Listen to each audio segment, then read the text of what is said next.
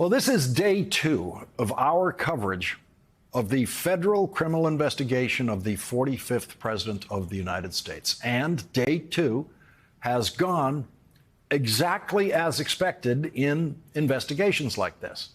We have learned the identity of another very important cooperating witness with the Justice Department criminal investigation of Donald Trump and a potential group of co-conspirators that includes most prominently Trump White House Chief of Staff Mark Meadows and attorney Rudy Giuliani, who is no longer legally licensed to practice law. Here is the witness who we learned today is cooperating with the Justice Department criminal investigation of Donald Trump. Did Rudy Giuliani ever suggest that he was interested in receiving a presidential pardon related to January 6th? He did. Ms. Hutchison, did White House Chief of Staff Mark Meadows ever indicate that he was interested in receiving a presidential pardon related to January 6th? Mr. Meadows did seek that pardon. Yes, ma'am. She is going to be a very helpful witness to federal prosecutors investigating Donald Trump. ABC News was the first to report today that Cassidy Hutchinson, a former top advisor to then President Donald Trump's Chief of Staff Mark Meadows, has recently cooperated with the Department of Justice investigation into the events of January 6th. According to sources familiar with the matter, the Justice Department reached out to her following her testimony a month ago before the House committee investigating the January 6th Capitol attack, the sources said. Not one word of Cassidy Hutchinson's now public under oath testimony to the committee has been challenged by any other witness to the same events. Her testimony to the grand jury will include direct quotes that she heard Donald Trump say. We were in the offstage announce tent. I was part of a conversation. I was in the vicinity of a conversation where I overheard the president say something to the effect of, you know, I don't effing care that they have weapons. They're not here to hurt me. Take the effing mags away.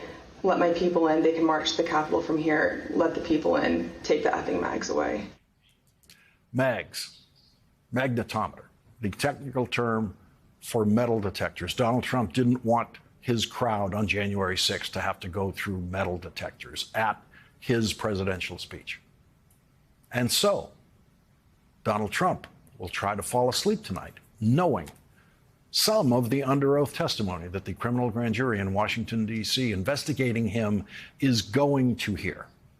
Mark Meadows will have the same challenge when he's trying to fall asleep tonight. He's still sitting on his phone. And I remember Pat saying to him something to the effect of, the rioters have gotten to the Capitol, Mark. We need to go down and see the president now. And Mark looked up at him and said, he doesn't want to do anything, Pat. And Pat said something to the effect of, and very clearly had said this to Mark, something to the effect of, Mark, something needs to be done or people are going to die and the blood's going to be on your effing hands. This is getting out of control. I'm going down there. Today, in an article for The New Yorker, Harvard law professor Jeannie Suk Gerson says that the evidence of what Donald Trump did not do during the attack on the Capitol, quote, holds the strongest potential for making a successful criminal case against him. If individuals have a legal duty to act but choose not to, they could be held responsible for the harm that results. Professor Gerson writes, quote, Trump knew that his armed supporters were marauding, assaulting, and even seeking to kill in his name. His instructions to them placed the armed mob at the Capitol and put people inside the building in harm's way.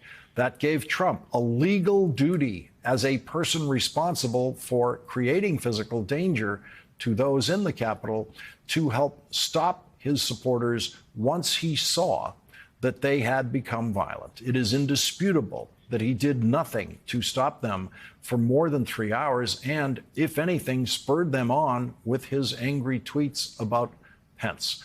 Potential charges then could include assault and homicide. to that particular facet of the federal criminal investigation of Donald Trump, Cassidy Hutchinson can tell the grand jury this. I remember Pat saying something to the effect of, Mark, we need to do something more. They're literally calling for the vice president to be effing hung. And Mark had responded something to the effect of, you heard him, Pat. He thinks Mike deserves it. He doesn't think they're doing anything wrong. To which Pat said something, this is effing crazy. We need to be doing something more. Briefly stepped into Mark's office. And when Mark had said something, said something to the effect of, he doesn't think they're doing anything wrong. Donald Trump didn't think the attackers of the Capitol were doing anything wrong. The federal grand jury investigating Donald Trump is going to hear that from Cassidy Hutchinson and probably from other witnesses, possibly from Mark Meadows under oath. Get used to this. We are now at the leaking stage of the federal criminal investigation of Donald Trump. We don't know how long the Justice Department has been focusing the criminal investigation on Donald Trump. But in Washington, once they start putting witnesses in front of a grand jury, the leaking begins. That's what happened when Vice President Mike Pence's chief of staff, Mark Short, was seen by ABC News at the federal courthouse in Washington on Friday. ABC News was then the first to report on Monday that Mark Short testified to the grand jury about January 6th on Friday. And then last night, Carol Leonnig and a team of reporters at the Washington Post broke the news that most of the grand jury questions that Mark Short was asked were about Donald Trump. And that is when we knew that Donald Trump is the subject of a federal criminal grand jury investigation. Last night, former federal prosecutor Andrew Weissman told us that Donald Trump is really what he called a subject plus, meaning he's a subject who is probably on his way to being a target of the investigation if he is not already the target of the investigation. This is it. This is what some members of the January 6th committee have been asking the Justice Department to do for months now. Launch a criminal investigation of Donald Trump. The leaking from the grand jury almost never comes from the investigators or the grand jurors, but it usually does come from the witnesses themselves, who have every legal right to reveal publicly everything that happened in the grand jury room. Or the leaking comes from lawyers for the witnesses, or associates of lawyers for the witnesses, or friends of lawyers for the witnesses. When prominent people in Washington, D.C., like Mark Short, testify to a grand jury, it is virtually impossible for that to remain secret. The other way we will get strong indicators of the progress of the federal criminal investigation of Donald Trump are court filings by the Justice Department. And so we learned today that federal investigators obtained a second search warrant to look at the contents of the phone of John Eastman, the Trump attorney who advocated using fake electors to the Electoral College to fraudulently overturn the presidential election.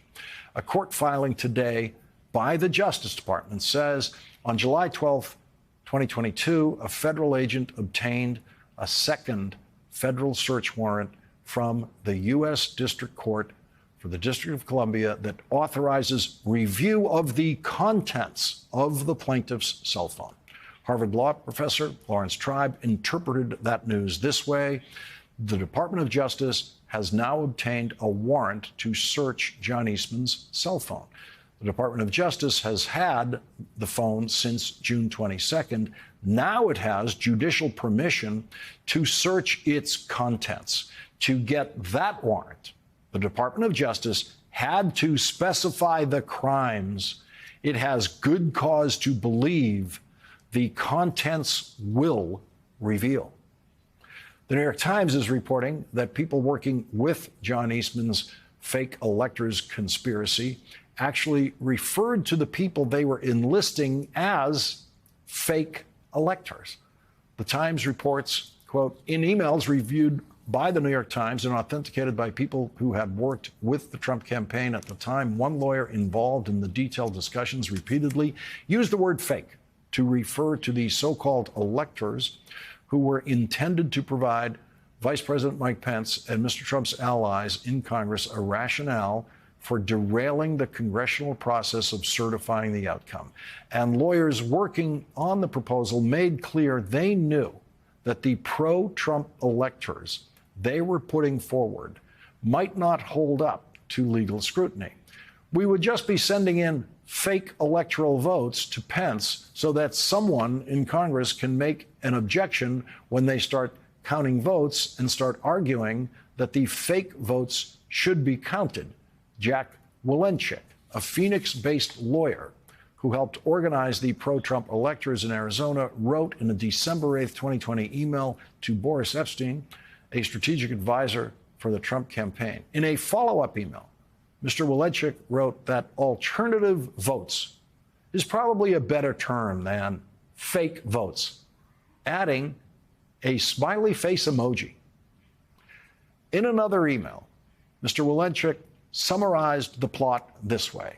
All of us, Georgia, Wisconsin, Arizona, Pennsylvania, etc., have our electors send in their votes, even though the votes aren't legal under federal law because they're not signed by the governor, so that members of Congress can fight about whether they should be counted on January 6th.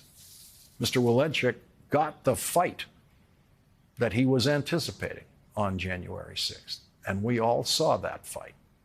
It is only a matter of time before we are reporting to you that Mr. Wolenchik testified under oath to the federal criminal grand jury in Washington, D.C., that is now investigating a large range of possible crimes by a former president of the United States.